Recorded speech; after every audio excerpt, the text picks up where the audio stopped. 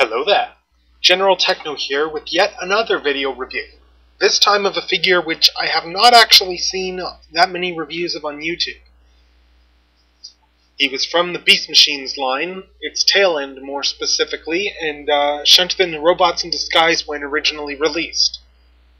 Transformers, Robots in Disguise, Megatron Megabolt, aka the giant talking chip-eating head, known from Shane's comics on TFW 2005. Anyway, this character is a representation of the Grand Mal head of Beast Wars Beast Machines Megatron, only with walking legs and a robot mode. He's got a rolling feature, as you can see here, whereby you roll him along and the mouth opens and the legs move. Now, from the front, yeah, he looks a lot like the show version, painted differently, of course.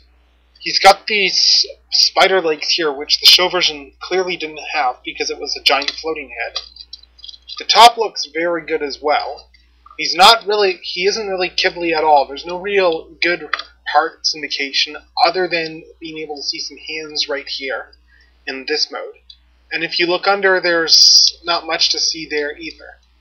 He's got a firing missile gimmick. If you press the Viacon Spark crystal that's on the top of his head here, it opens the mouth and it also fires a missile.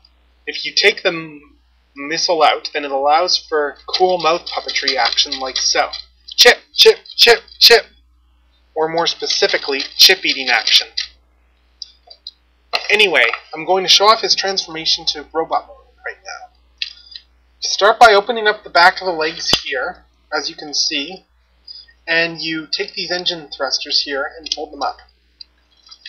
You then take them up and unpeg the legs from the back right here, fold them out like so, and rotate the waist piece 180 degrees. You can then rotate the legs into place, bend these up so they click in this position, and then we'll leave those to the side. Now we go to the front. This doesn't normally pop off, but you would split open the halves of the face here, leaving the visor and the bottom half of the mouth. And turning them back around, what we would want to do is move the legs off to the side and take the arms, and there's a peg here that they plug into. We're going to unpeg these and fold the arms out like this. Next, we're going to bring them up. And if you can see here, we're going to fold them up to the side like so. Next, we're going to take this entire assembly here, and we're going to fold the waist down, so now his robot head's exposed. And we're going to rotate this entire waist assembly. We're going to rotate it around 180 degrees. Until it's down here on the other side of his head.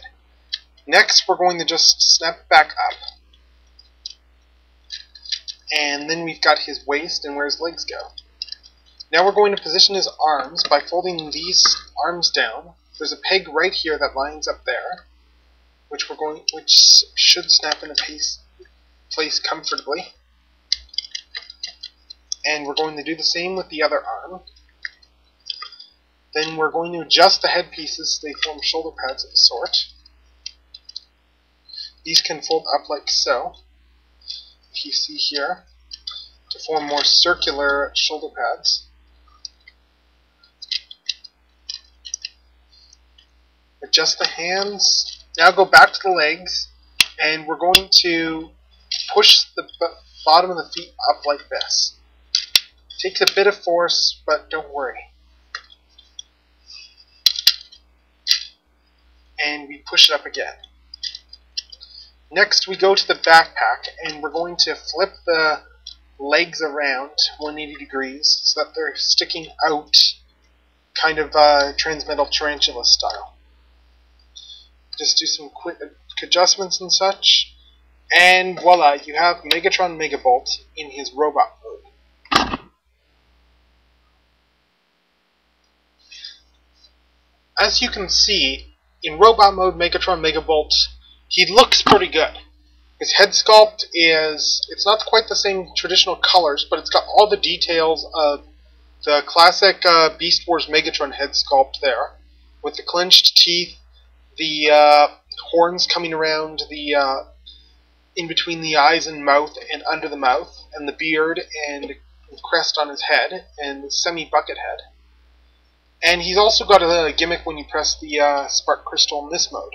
It still fires the missile, but it has added functionality in that it snaps up in order to reveal a gun up top, and it also snaps down the football helmet he's so famous for from Season 1 of Beast Machines in his giant cloak where he controlled all of Cybertron.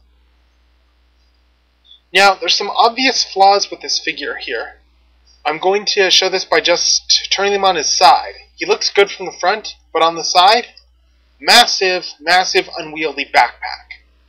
And this is only compounded by some of his posability issues, which I'll get to later. Back, he looks so-so again. I mean, he's got a lot of back kibble hanging off, but otherwise he looks okay. As far as posability goes, like a lot of the figures of the era, he's ball joint heavy. This was back when they put ball joints on pretty much everything that they could. His feet are on ball joints. His knees are on ball joints. His legs are on ball joints. In fact, yeah, everything but his head looks to be on a ball joint, actually. Everything but his head and waist. His waist doesn't move snapped into place, but they're all ball joints. Even the legs are on ball joints. And this is what causes probably the biggest flaw with this figure. He's back heavy, and because he's using ball joints, he doesn't stand. Now, before you argue, oh, this is an old figure, it could just be loose or something, I'm going to point out that I only got this figure last summer as a mint inside box figure at a convention, and he had this issue from day one. I mean, they package him kneeling in box. When you're packaging the figure kneeling in box, that doesn't say a lot about his leg posability. But yeah, that's the biggest flaw of this figure, is his robot mode doesn't like to stand. In order to get him to stand, you do have to position him bow-legged. I mean, he's got the legs wide enough to let him stand, to support that back weight. He's engineered for that, except for the fact that he's got ball joints on his legs, when if I were engineering him today, I wouldn't use ball joints. I would use either some sort of knee joint, just a knee swivel joint, or ideally, if they could make it small enough, a ratchet. But anyway, he looks very much like a Megatron in this mode. He looks a lot better with the helmet down.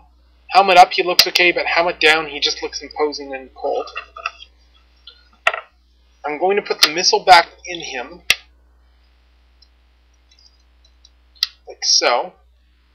Again, the missile fires when you press the Viacon spark crystal over there. And now I'm going to go on to some size comparisons with some of my other figures. He was a deluxe figure when he was originally sold, and here he is next to another more recent deluxe, Henkei Starscream. As you can see, they're about roughly the same height, although due to the giant backpack, Megabolt is actually taller than Starscream. Another aside, he was actually packaged in robot mode when released, whereas most figures are generally in their vehicle modes, which makes sense given the fact that he's a giant head, and you probably wouldn't sell a giant head if it was packaged in head mode. But yeah, there he is next to the Voyager Starscream, Henkei, or rather Deluxe Starscream, and here he is next to the Classics Optimus Prime, as you can see over here. Now, next to Prime, again, Prime is clearly taller, but Megabolt has a lot of height by comparison because of the giant backpack, which makes him appear a lot taller than he actually is. When he's an average deluxe height, but he kind of looks short because of that giant backpack. So when you mentally take that out of the equation, he looks pretty short. Anyway, this covers pretty much all of the important points on Megatron Megabolt. In the end, I'd say that he's not a figure for everyone. He's a neat novelty figure to have because of his chip-eating action, especially if you have Force chips lying around from the Galaxy Force or Cybertron lines of toys. He works very well in having chip munching action with those. And he's good for the Beast Machines completist, although there's a couple other decos of this mode, specifically the Japanese Beast Force Returns mold, which would be better if you want a more Beast Machines accurate Megabolt. As well, although I don't have one, it has been confirmed in a few webcomics I've seen that this head in head mode does indeed fit on Fortress Maximus. I don't have a Fortress Maximus to test this out and show, but I've seen pictures, and if you take off the spider legs here, he does fit on Fortress Maximus very well, apparently. So then you have a giant controlling him, and that's even referenced in his tech spec bio, to be honest. Anyway, that's my 2 cents on Megatron Megabolt. Overall, an okay figure, hampered by some major flaws due to an overuse of ball joints. This is General Techno, signing off.